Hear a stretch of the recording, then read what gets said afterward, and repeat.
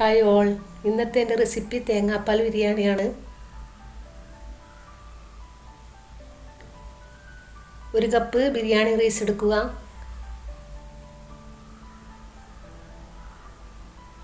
4 ഉള്ളി, 2 തക്കാളി, കുറച്ച് കറിവേപ്പില, കുറച്ച് മല്ലിയില, 1 ടേബിൾ സ്പൂൺ ഇഞ്ചി വെളുത്തുള്ളി പേസ്റ്റ്, ഗരം മസാല ഐറ്റംസ്, കുറച്ച് ക്യാരറ്റ്, ഒരു 3-4 പച്ചമുളക്. ഇത്രയും ഇൻഗ്രീഡിയൻസാണ് ഇതിന് ആവശ്യം.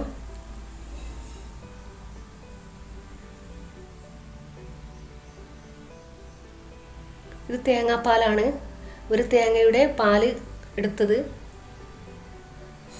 ഒരു പാൻ വെച്ച് കൊടുത്ത് അതിലേക്ക് 1 ടേബിൾ സ്പൂൺ ഗീ ഒഴിച്ചു കൊടുക്കുക. അതിലേക്കൊരു 4 ടേബിൾ സ്പൂൺ വെളിച്ചെണ്ണ കൂടി ആഡ് ചെയ്യുക. എണ്ണ ചൂടായാൽ അതിലേക്ക് ഉള്ളി ഇടുക. നന്നായി വഴറ്റിയെടുക്കുക.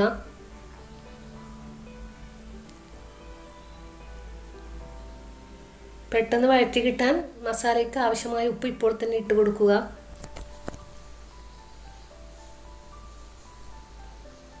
ഫ്രൈ ആയി വന്നിട്ടുണ്ട്.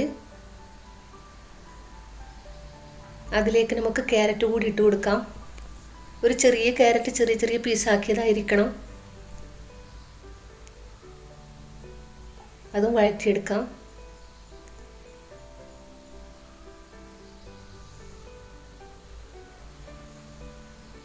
ഇനി അതിലേക്ക് ഇഞ്ചി വെളുത്തുള്ളി പേസ്റ്റ് ഇടാം.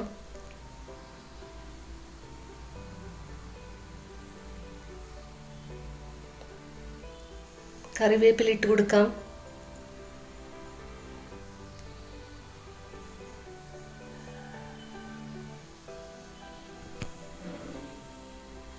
ഈ തേങ്ങാപ്പാൽ ബിരിയാണിക്ക് ഒരു പ്രത്യേക ടേസ്റ്റാണ്.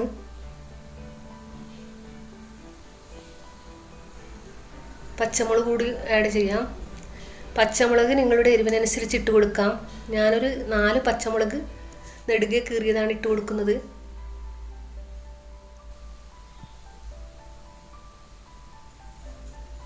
അതിലേക്ക് ഗരം മസാല ഐറ്റംസും അണ്ടിപ്പരിപ്പും ഇട്ട് കൊടുക്കാം. ബീ ലീഫ്, 3 ഏലക്കായ, 3 കറുവാപ്പട്ട, അങ്ങനെ എല്ലാ ഐറ്റംസും ഇട്ട് കൊടുത്ത് അതും ഒന്ന് ഇതിലേക്ക് ഇട്ട് വഴറ്റുക.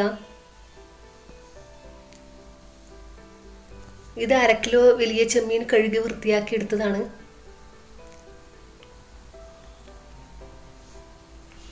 ഇതിൽ തക്കാളി ഇട്ടിരുന്നു, അത് എടുക്കാൻ മറന്നുപോയി.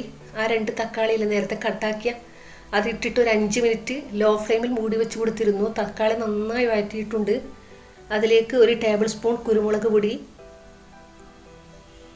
ഒരു 1/4 ടീസ്പൂൺ മല്ലിപ്പൊടി, ഒരു 1/4 ടീസ്പൂൺ മഞ്ഞൾപ്പൊടി, ഒരു 1/4 ടീസ്പൂൺ ഗരം മസാലപ്പൊടി. ഇത്രയും ഇൻഗ്രീഡിയൻസ് ഇട്ട്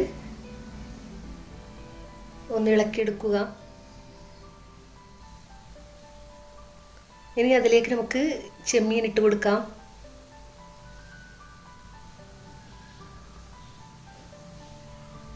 അതൊന്ന് നന്നായി മസാലയിലേക്ക് പിടിപ്പിച്ച് ലോ ഫ്ലെയിമിൽ നമുക്ക് ഒരു 10 മിനിറ്റ് മൂടി വെച്ച് കൊടുക്കാം.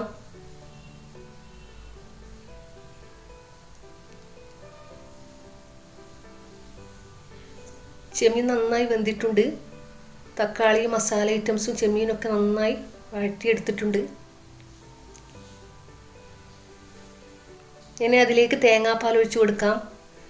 1 കപ്പ് അരിക്ക് 1.5 കപ്പ് വെള്ളമാണല്ലോ ബിരിയാണിക്ക് നമ്മൾ സാധാരണ എടുക്കുന്നത്. ഇത് 1.25 കപ്പായിരിക്കണം. അതായത് വെള്ളം ചേർത്ത് തന്നെ തേങ്ങാപ്പാൽ എടുക്കണം. അതിലേക്ക് ആവശ്യത്തിന് ഉപ്പും ഇട്ട് കൊടുക്കാം. നേരത്തെ മസാലയിൽ ഉപ്പിട്ടിരുന്നു, ഇത് റൈസിന് വേണ്ടിയാണ്. തിളച്ചിട്ടുണ്ട്. അതിലേക്ക് നമുക്ക് കഴുകി വൃത്തിയാക്കി അരിപ്പയിൽ അരിക്കാൻ വെച്ച അരി ഇട്ട് കൊടുക്കാം. പിന്നെ ഇതിലേക്ക് നാരങ്ങ ഇട്ട് കൊടുക്കരുത്, പിരിഞ്ഞു പോകും. തേങ്ങാപ്പാലായതുകൊണ്ട് ബിരിയാണിക്ക് ഇടുന്നത് പോലെ നാരങ്ങ പിഴിഞ്ഞു ഒഴിക്കരുത്. എല്ലാം കൂടി ഒന്ന് ഇളക്കുക. ഇനി നമുക്ക് മൂടി വെച്ച് കൊടുക്കാം. ഹൈ ഫ്ലെയിമിലായിരിക്കരുത്, മീഡിയം ഫ്ലെയിമിലായിരിക്കണം ഇത് വെന്തെടുക്കേണ്ടത്. രണ്ടും ഒരേ പാകത്തിലായി വന്നിട്ടുണ്ട്, വെള്ളം വെറ്റി വന്നിട്ടുണ്ട്. ഇനി നമുക്കൊന്ന് ഇളക്കി യോജിപ്പിക്കാം. ഇനി ലോ ഫ്ലെയിമിൽ ഇട്ട് കൊടുക്കാം.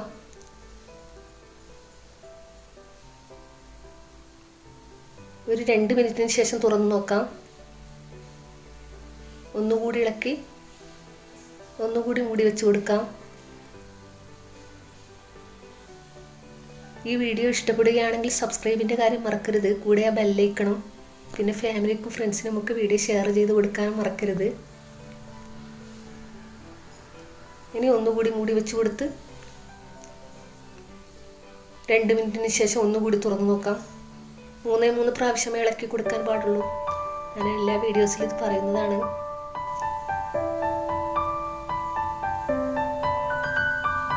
ഇത് വെന്ത് വന്നിട്ടുണ്ട്. ഇതിലേക്ക് നമുക്ക് മല്ലിയില കൂടി ഇട്ട് കൊടുക്കാം.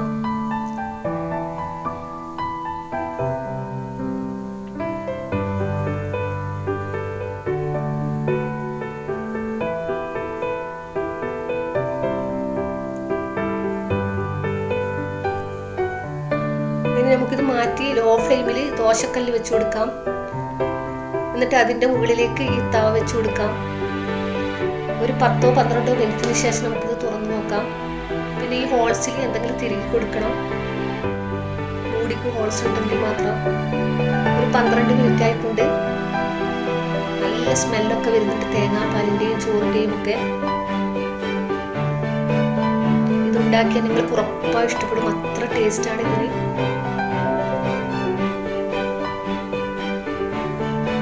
അങ്ങനെ വളരെ ടേസ്റ്റിയും ഈസിയുമായ തേങ്ങാപ്പാൽ ബിരിയാണി റെഡി ആയിട്ടുണ്ട്. അറിയാത്തവർ ട്രൈ ചെയ്യാൻ മറക്കരുത്. കൂടെ സബ്സ്ക്രൈബും മറക്കരുത്. ഇനി നമുക്കിതൊരു പ്ലേറ്റിലേക്ക് സെർവ് ചെയ്യാം.